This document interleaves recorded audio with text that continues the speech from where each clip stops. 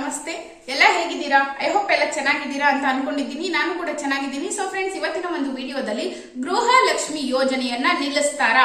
June 14ನೇ ತಾರೀಕಿನಿಂದ ಗೃಹಲಕ್ಷ್ಮಿ ಯೋಜನೆ ban ಆಗುತ್ತಾ?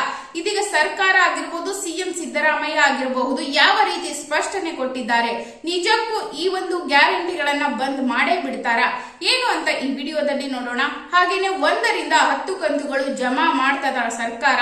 ಯಾಕೆ ಇನ್ನೂ ಕೂಡ ಜಮಾ ಮಾಡಿಲ್ಲ ಅಥವಾ ಬರ್ದೇ ಇರೋರಿಗೆ ಬರುತ್ತಾ? ಇದಕ್ಕೆ ಸರ್ಕಾರ ಏನು ಕ್ಲಾರಿಟಿ ಕೊಟ್ಟಿದೆ? ನಾವು ಮೊದಲ ಅಂದ್ರೆ 1ನೇ ಕಂತಿನಿಂದ ಇಲ್ಲಿಯವರೆಗೂ 10 ಕಂತುಗಳನ್ನ ಜಮಾ ಆಗದೆ ಇರೋರಿಗೆ ಒಟ್ಟಿಗೆ ಕಂತುಗಳನ್ನ ಜಮಾ ಮಾಡ್ತಾರ? ಏನ್ ಕೊಟ್ಟಿದೆ ಸರ್ಕಾರ ಉತ್ತರ ಅಂತ ಈ ವಿಡಿಯೋದಲ್ಲಿ ನೋಡೋಣ. ಹಾಗೇನೆ ನಿಮಗೂ ಕೂಡ 11ನೇ ಕಂತು ಬರ್ಬೇಕಂದ್ರೆ ಏನ್ ಮಾಡ್ಬೇಕು ಅಂತ ಕೂಡ ಈ ವಿಡಿಯೋದಲ್ಲಿ ನೋಡೋಣ. ಹಾಗೇನೆ ವಿಡಿಯೋ ಇಷ್ಟ ಆದ್ರೆ ಲೈಕ್ ಮಾಡಿ, ಹಾಗೆ ಯಾರನ್ನ ಚಾನಲ್ ಸಬ್ಸ್ಕ್ರೈಬ್ ಮಾಡ್ಕೊಂಡಿಲ್ಲ ಸಬ್ಸ್ಕ್ರೈಬ್ ಮಾಡ್ಕೊಳ್ಳಿ. ಹಾಗೇನೆ ಈ ವಿಡಿಯೋನ ಎಲ್ಲರಿಗೂ ಶೇರ್ ಮಾಡಿ ಅಂತ ಹೇಳ್ತಾ ಶುರು ಮಾಡೋಣ. ಸೊ ಫ್ರೆಂಡ್ಸ್, ಮೊದಲಿಗೆ ಎಲ್ಲೆಡೆ ಲೋಕಸಭಾ ಚುನಾವಣೆಯ ಫಲಿತಾಂಶ ಬಂದ ತಕ್ಷಣ ಗ್ಯಾರಂಟಿಗಳು ಬಂದ್ ಆಗ್ತವೆ ಅಂತ ಎಲ್ಲಾ ಜನರಿಗೂ ಕೂಡ ಗೊತ್ತಾಯ್ತು. ಸೊ ಯಾಕಂದ್ರೆ ಕಾಂಗ್ರೆಸ್ ಪಕ್ಷ ಬರ್ಲಿಲ್ಲ, ಕೇಂದ್ರದಲ್ಲಿ ಕಾಂಗ್ರೆಸ್ ಪಕ್ಷ ಬರ್ಲಿಲ್ಲ, ಬಿಜೆಪಿ ಪಕ್ಷ ಬಂದಿದೆ, ಅದರಿಂದ ಎಲ್ಲಾ ಗ್ಯಾರಂಟಿಗಳು ಬಂದ್ ಆಗ್ತವೆ ಅಂತ ಸುದ್ದಿ ಎಲ್ಲೆಡೆ ಹರಡಿತ್ತು.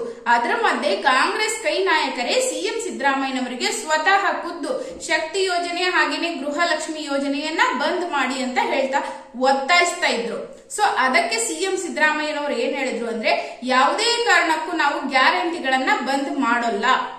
ಹಾಗೇನೆ ನೀವೇನಾದ್ರೂ ಗೃಹಲಕ್ಷ್ಮಿ ಯೋಜನೆ ಆಗಿರ್ಬೋದು ಅಥವಾ ಶಕ್ತಿ ಯೋಜನೆ ಆಗಿರ್ಬೋದು, ಇವೆರಡನ್ನು ನೀವು ಜೂನ್ 14ನೇ ತಾರೀಕಿನಿಂದ ಬಂದ್ ಮಾಡ್ತೀರಾ ಅಂತ ಎಲ್ರೂ ಕೂಡ ಕೇಳ್ತಾ ಇದ್ರು. ಯಾವುದೇ ಕಾರಣಕ್ಕೂ ನಾವು ಬಂದ್ ಮಾಡಲ್ಲ, ಬ್ಯಾನ್ ಮಾಡಲ್ಲ ಅಂತ ಇದೀಗ ಸಿಎಂ ಸಿದ್ದರಾಮಯ್ಯನವರೇ ಸ್ಪಷ್ಟನೆಯನ್ನ ಕೊಟ್ಟಿದ್ದಾರೆ.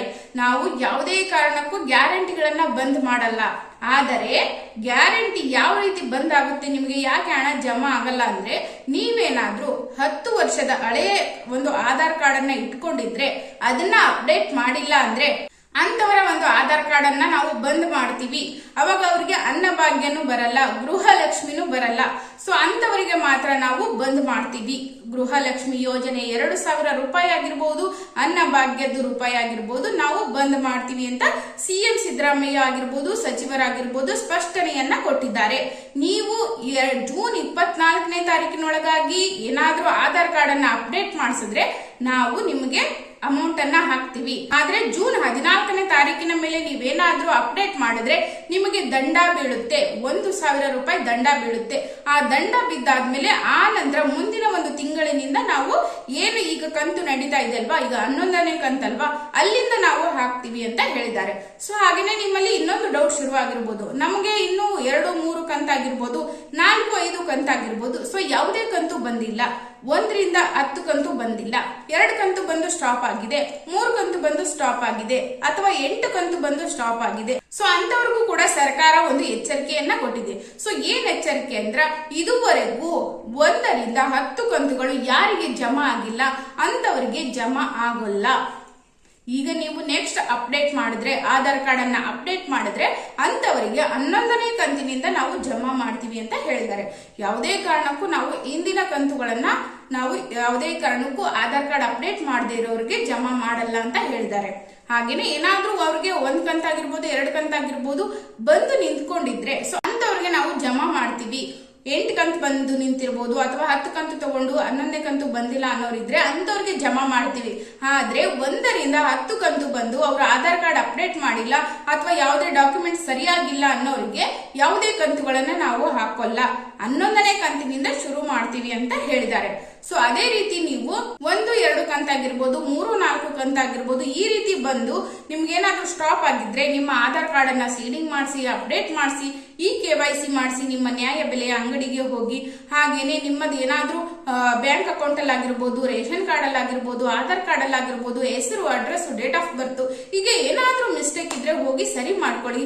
ಅವಾಗಲೇ ನಿಮ್ಗೆ ಅಮೌಂಟ್ ಹಾಕಕ್ಕೆ ಸಾಧ್ಯ ಆಗುತ್ತೆ. ಸೊ ಹಾಗೇನೆ ಇನ್ನೊಂದು ಸ್ಪಷ್ಟನೆಯನ್ನ ಕೊಟ್ಬಿಡ್ತೀನಿ, ಯಾವುದೇ ಕಾರಣಕ್ಕೂ ಜೂನ್ 14ನೇ ತಾರೀಕಿನಿಂದ ಗೃಹಲಕ್ಷ್ಮಿ ಆಗಿರ್ಲಿ, ಶಕ್ತಿ ಯೋಜನೆ ಆಗಿರ್ಲಿ, ಯಾವುದೇ ಗ್ಯಾರಂಟಿಗಳು ಸ್ಟಾಪ್ ಆಗಲ್ಲ ಅಂತ ಸಚಿವರೇ ಇದೀಗ ಸಿಎಂ ಸಿದ್ದರಾಮಯ್ಯನವರೇ ಸ್ಪಷ್ಟನೆಯನ್ನ ಕೊಟ್ಟಿದ್ದಾರೆ. ಸೊ ಯಾರು ಕೂಡ ಭಯ ಪಡುವ ಅಗತ್ಯವಿಲ್ಲ.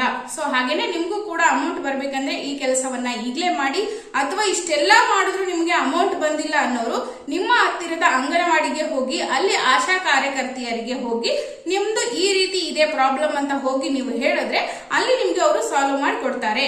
ಸೊ ಹಾಗೇನೆ ನಿಮ್ಗೆ ಅಂಗನವಾಡಿಗೆ ಹೋಗಕ್ಕಾಗಿಲ್ಲ ಅಂದ್ರೆ ಕಂಪ್ಯೂಟರ್ ಆನ್ಲೈನ್ ಸೆಂಟರ್ ಇರುತ್ತಲ್ವಾ, ಅಲ್ಲಿ ಹೋಗಿ ನೀವು ಅರ್ಜಿ ಸ್ಟೇಟಸ್ ಅನ್ನ ಅಪ್ಡೇಟ್ ಮಾಡಿದ್ರೆ ನಿಮ್ಗೆ ಅಮೌಂಟ್ ಬರುತ್ತೆ. ಈ ವಿಡಿಯೋ ಇಷ್ಟ ಆಗಿದೆ ಅನ್ಕೊಂಡಿದ್ದೀನಿ. ಇದಿಷ್ಟು ಒಂದು ಅಪ್ಡೇಟ್ ಆಗಿತ್ತು.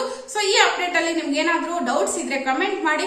ಹಾಗೆ ಸಿಗ್ತೀನಿ ಮತ್ತೆ ಮುಂದಿನ ಒಂದು ಅಪ್ಡೇಟ್ ನೊಂದಿಗೆ. ಅಲ್ಲಿವರೆಗೂ ಎಲ್ಲರೂ ಕಾಯ್ತಾ ಇರಿ, ಸಿಗ್ತೀನಿ ಮುಂದಿನ ವಿಡಿಯೋದಲ್ಲಿ. ಹಾಗೇನೆ ಯಾರೇನ ಚಾನಲ್ ಸಬ್ಸ್ಕ್ರೈಬ್ ಮಾಡ್ಕೊಂಡಿಲ್ಲ ಸಬ್ಸ್ಕ್ರೈಬ್ ಮಾಡ್ಕೊಳ್ಳಿ. ಹಾಗೇನೆ ಎಲ್ರಿಗೂ ಶೇರ್ ಮಾಡಿ ಅಂತ ಹೇಳ್ತಾ ಮತ್ತೆ ಸಿಗ್ತೀನಿ ಮುಂದಿನ ವಿಡಿಯೋದಲ್ಲಿ. ಅಲ್ಲಿವರೆಗೂ ಎಲ್ಲರಿಗೂ ನಮಸ್ತೆ.